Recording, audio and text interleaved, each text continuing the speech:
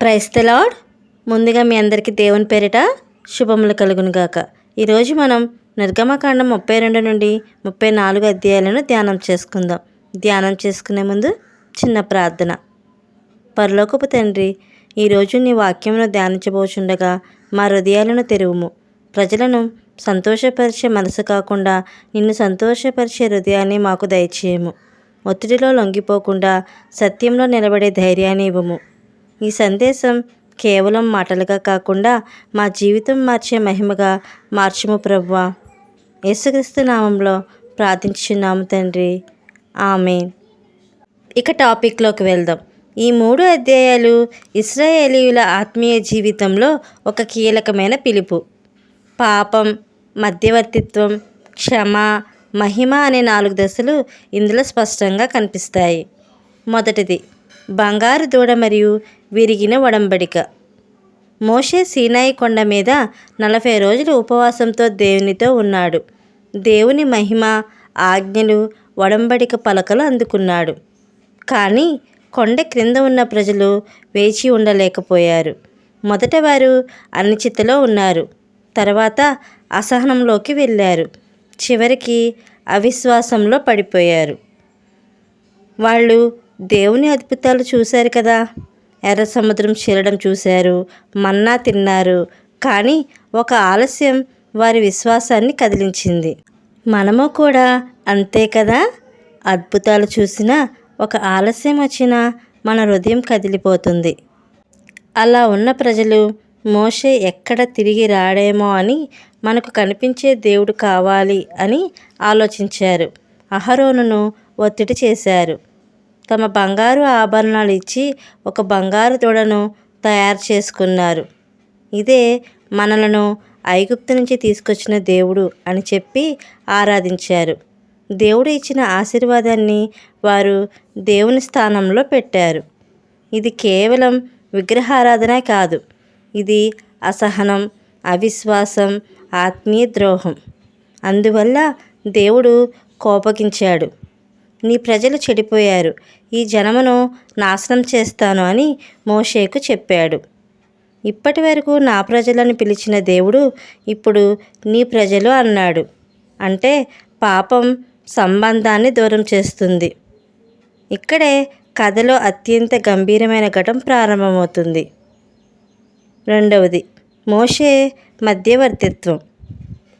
మోషే ఇలా ప్రార్థించాడు, ప్రభువా, నీ ప్రజలని నీవే రక్షించావు. ఐగుప్తులు ఏమంటారు? అబ్రహాము, ఇసాకు, యాకోబులకు ఇచ్చిన వాగ్దానం గుర్తు చేసుకో అని. మోషే తన కోసం కాదు, ప్రజల కోసం నిలబడ్డాడు. ఇది యేసుక్రీస్తు మధ్యవర్తిత్వానికి ఒక ప్రతిరూపం. మోషే కొండ నుంచి దిగాడు. ప్రజలు విగ్రహారాధన చేస్తూ ఉల్లాసంగా ఉన్నారు. అతడి కోపంతో ఒడంబడిక పలకలను విరగగొట్టాడు. ఇది దేవుని హృదయం విరిగిందని సూచిస్తుంది. తర్వాత మోషే దూడను దహనం చేసి పొడి చేసి నీటిలో కలిపి ప్రజలకు తాగించాడు. లేవీయులు దేవుని వైపు నిలబడ్డారు. సుమారు 3000 మంది మరణించారు. పురాతన కాలంలో ఓడిపోయిన దేవుని విగ్రహాన్ని పొడి చేసి తాగించడం అంటే ఆ దేవుడు శూన్యమని ప్రకటించడం. మనము కూడా డబ్బు, పేరు, మనుషులు, సంబంధాలు ఇలా మన విగ్రహాలుగా చేసుకుంటాము. కానీ వీటిని దేవుడు ఒకరోజు పొడి చేసి చూపిస్తాడు.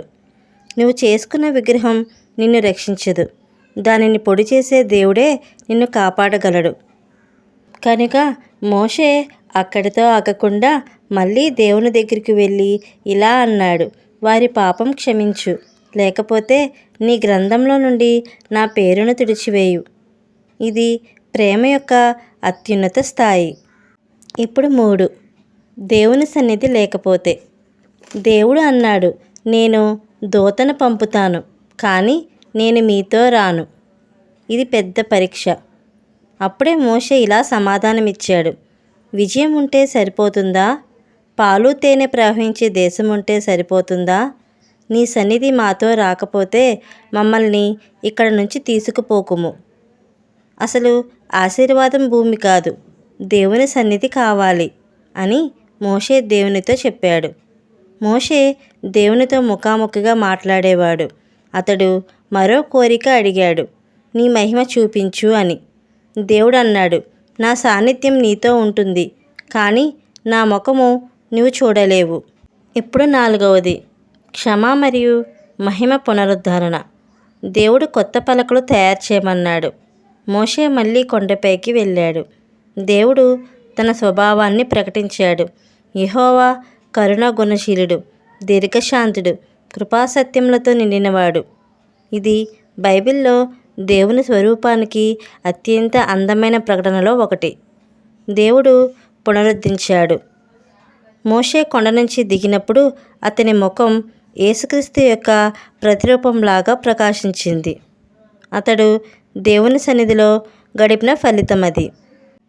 ప్రజలు మోషే ప్రకాశవంతమైన మొహాన్ని చూడలేక భయపడ్డారు.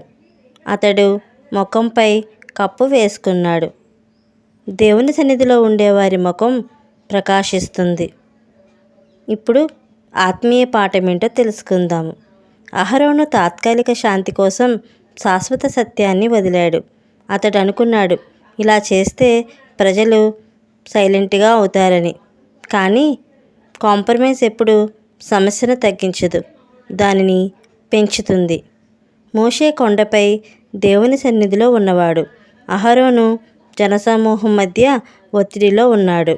అంటే నువ్వు ఎక్కువ సమయం ఎక్కడ గడుపుతావో అక్కడ నుంచే నీ నిర్ణయాలు వస్తాయి. సన్నిధిలో ఉంటే మహిమ వస్తుంది, జనసమూహం మధ్య ఉంటే భయం వస్తుంది. ఒత్తిడి నిన్ను విగ్రహం నిర్మించమంటుంది, సన్నిధి నిన్ను మధ్యవర్తిత్తిగా నిలబెడుతుంది. చివరిగా ప్రార్థన చేసుకుందాం. ప్రభువా, ఈరోజు మేము ఒక నిర్ణయం తీసుకుంటున్నాము. అహరోనుల ఒత్తిడికి లొంగక మోషేలాగా నీ సన్నిధిలో నిలబడాలని కోరుకుంటున్నాము. మా చేతిల్లో బంగారం ఉండవచ్చు, కానీ మా హృదయంలో నీవే ఉండాలి. మా నాయకత్వం విగ్రహాలు కాదు, మహిమను తెచ్చేలా మమ్మల్ని మార్చుము. మా కుటుంబాల్లో, మా సేవలో, మా జీవితంలో నీ సన్నిధి ఎప్పుడు ముందుండునుగాక. యేసుక్రీస్తు నామంలో ప్రార్థించుచున్నాము తండ్రి, ఆమేన్. సో ఇది ఫ్రెండ్స్, మీకు ఎలా అనిపించింది? మీకు కనుక ఆత్మీయంగా అనిపించినట్లయితే మీరు ఇచ్చే లైక్, కామెంట్, షేర్ ద్వారా నన్ను ఎంతో సపోర్ట్ చేసిన వారు అవుతారు. Thank you friends. మరొక టాపిక్తో కలుసుకుందాం.